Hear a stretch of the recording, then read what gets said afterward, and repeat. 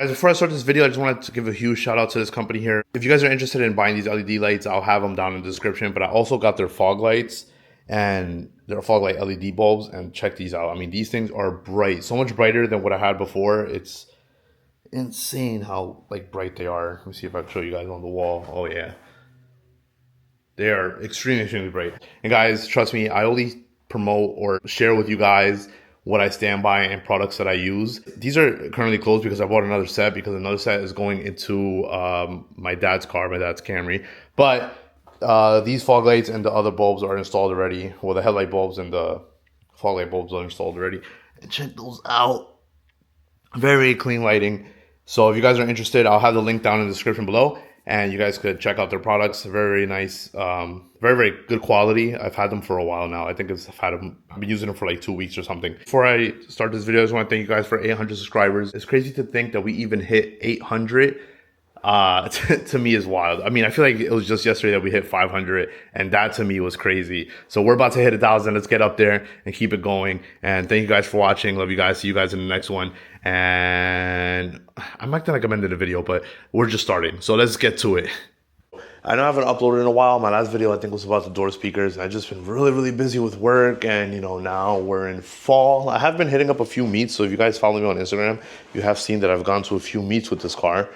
If you guys don't follow me on Instagram, I'll put it down here somewhere in the description or down below somewhere on the screen. It's JZA80. You can follow me there. I post all new updates about the car and stuff like that. So in today's video, we're gonna address my fuel system problem. Sometimes when the car gets like really hot or something, or after I'm done filling up, or something, you know, is at the weirdest times, but the car won't start back on. It'll say 0 fuel pressure, right? So what I've noticed is when I've come to go look back here just to see if there's any problems or anything like that, I noticed that my relay, which is here as you can see, is melted. It's also melting back here a bit. So it's probably running a bit too hot. And also the fuse gets really hot because it's melting into my foam. I don't know if you guys can see it, but it's right there. Melting into the foam a bit. So obviously, you know, this relay cannot handle the power that I have. The fuel pump that I'm running right now is stock Hanger, but I am running a Hellcat fuel pump. So addressing that problem first, because I am getting the car ready to get tuned soon. Another problem is that this car has an insane oil leak coming from the turbo. Probably can see back here, my exhaust is full of oil. So yeah. So that's a big problem that I'm having right now also, which I have to address before I get the car tuned. The car, for underneath the car, right, to hold my hoses and everything, I got these radium brackets pretty much bolt onto the body of the car, and the hoses run through here, and these are for the brake lines. I think I'm only gonna need 2 of them, or maybe 3, I don't know, but I'll see once it's done. This is for the steering wheel. I'm still missing parts for the steering wheel so I can run my steering wheel. This is my old coil pack cover because I have a carbon fiber one now. And I try to get silver stickers for it. Unfortunately, I ordered the wrong stickers. I ordered for non-VVTI, so I'm guessing the lettering and everything is smaller on the non-VVTIs, but the Toyota one fit okay, so I think it looks all right. So here I have my second fuel pump. This is the relay kit that I got from LS Fabrication. This is the new relay kit, as you can see, completely different from the relays that I have and way more beefier. Like, look at this, they're huge. And these are gonna, first of all, look way better back there, but also be way more safer and run way better. And I mean, this wiring is just perfect. Like, it's so good.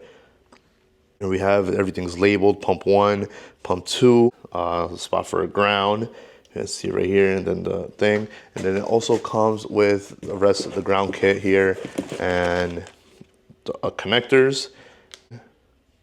So everything's drawn out there for you. And yeah, this relay kit is amazing. So if you guys have a MK4 Supra and you guys are looking for a relay kit to put into the rear, hit up LS Fabrication on Instagram, and he's out of Texas, I believe. The other piece is a brand new retainer for the fuel pump hanger, which is right here. This is the part number, if you guys need, but brand new from Toyota. Just because mine is pretty beat up on the edges from taking it off and putting it on. So it's got a brand new one here. And then this is the main piece, which is my new radium hanger. So you could run your stock hanger if you would like, but I figured if I'm gonna be taking it out and redoing the wiring and all that already, I might as well just get a new hanger anyways. So here it is, the radium hanger for the MK4 Supra. This one can hold up to 3 pumps, as you can see there. This is 3 slots, has its own filter on the bottom. All the sections for brushless pump and your fuel sensors over here. It has your return. It has everything labeled also, so you could, you know, it helps you really, really well. It came with the kit for everything. It also comes with some wirings to basically adapt these fuel pumps to this hanger. So it comes with everything here, and the clips and everything, clamps. It comes with the foam and really everything that you need. I want this car to be reliable. It's better just to spend the money once and upgrade. These parts or whatever are already updated and upgraded, and I don't have to worry about looking back at these things. This is just for my steering wheel over here, if you guys are wondering. It came red because red is the only color they had in stock. From what I know, these are discontinued.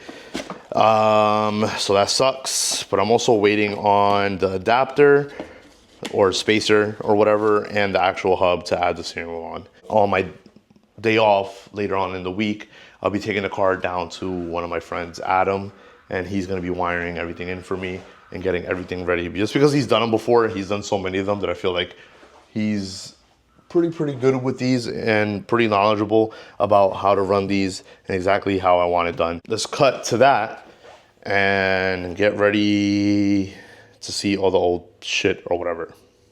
What's going on, guys? It's actually been a few weeks since I updated my fuel system. The car's been running fine. I haven't been having the problems that I had before with the car not turning on when it's really hot.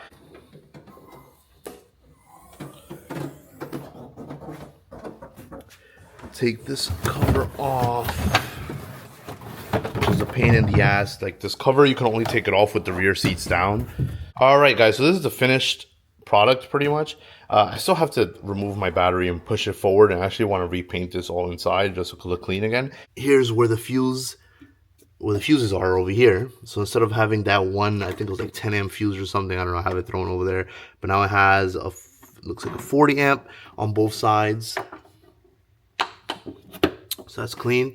And then it has, well, 40 for each pump.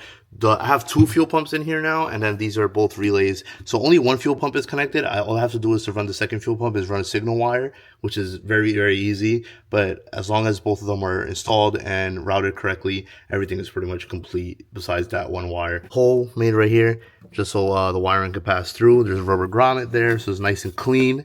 And the wiring's running nice and clean besides the battery and around and then to the back over here, which is what I wanted. I didn't want any wires all around or anything like that. It's actually very clean.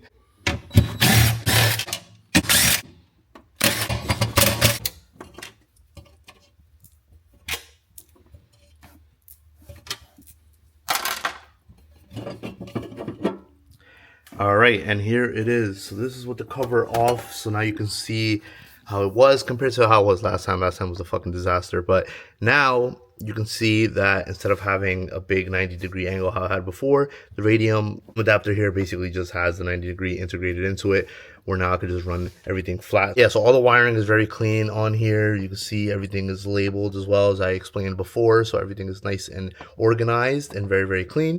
So it looks very good, which I'm very happy with. And I haven't experienced the problem that I was having before anymore, so who knows? Maybe this did fix it, maybe it didn't. Maybe I'll experience it again once it's hot outside again next summer. But as of right now, we're almost back in winter, so this year flew by quick. I've been thinking about maybe making a little vent here so it could go down. I don't know, maybe this is me being paranoid because of what was going on before. But I was thinking about maybe putting a vent here to maybe cool, like get air straight into the, on top of the fuses or something. I don't know, maybe that's just me. But well, I'm so happy I got it done and it's completed. And now my next move is going to be to tear this car, well, tear this engine apart.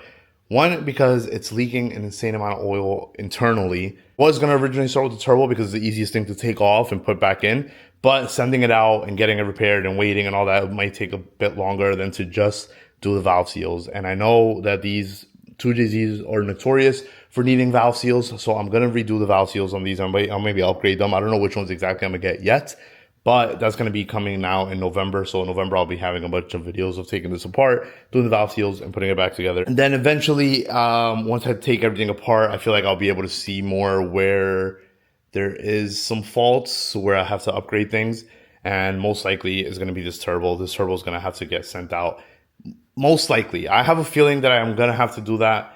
But first, I want to do the valve seals and I want to do the front main seal and get that over with, just so I know the engine's good, ready to go for tuning next season. And then I can move on to the turbo and stuff like that. One thing I forgot to mention, I have to close the garage door because all the leaves are just blowing in. It's the fall season, all the leaves are all over the place. So this is the old piece that I removed, as you can see, trash. And this is the old hanger that was modified to fit with, first of all, all these things were just routed into the stock connector here, which is not good. And these are the wires that were modified to run the 525 pump. As you can see, they're modified there. That also doesn't look too good right there, but whatever, that's done. And then also that I wanted to show you guys here is, so it was running a 30 amp fuse, as you can see right here. And I want to take this apart just to see what's in there really. But if you can see, it's kind of like melting inside as well. Right there, as you can see, it looks like it got really, really hot. I'm surprised it didn't blow, which is very dangerous because that fuse should have blown. That's right, guys. I had to switch to my iPhone because my camera battery died. So yeah, I just want to take this apart here just to see, like, weld it onto this. I mean, I guess you can see here a little bit. It's basically two connectors, and then it was just taped up together. I really thought it was just gonna be wires wrapped around, but no, it's just two connectors. And I guess it has like a protective film so they don't touch. But wow, I mean, look at that. And this thing is not coming off at all. I just cut it a few times. I'm trying to like pry into it a little bit, but that's not coming off at all. That thing is like melted together. If that fuse was to blow in the car and it's like left me stranded somewhere, I wouldn't even be able to replace it because it's not coming out of this. At least this fuse, this relay is good. Nothing there. It's just basically the connector and the wiring. So I guess I'm gonna end the video here, and thank you guys for watching. We just hit 800 subscribers, which is crazy to even think of, but we just hit 800. So thank you guys for watching and liking the videos and supporting throughout. And I'm sorry, I know you guys aren't really interested in the Supra content or stuff like that, but this is just one of my dream cars, and it's a car that I always wanted, and I'm just so happy to have it. I still can't believe it. I still come down to the garage sometimes and just look at it. Those that have that feeling, that've had that feeling, know what I'm talking about, where you just don't believe that it's in the garage and you just don't believe that you have it, that you just constantly have to see it. But anyways, guys, I'm gonna end the video here. Thank you guys for watching, and I'll see you in the next one. Peace.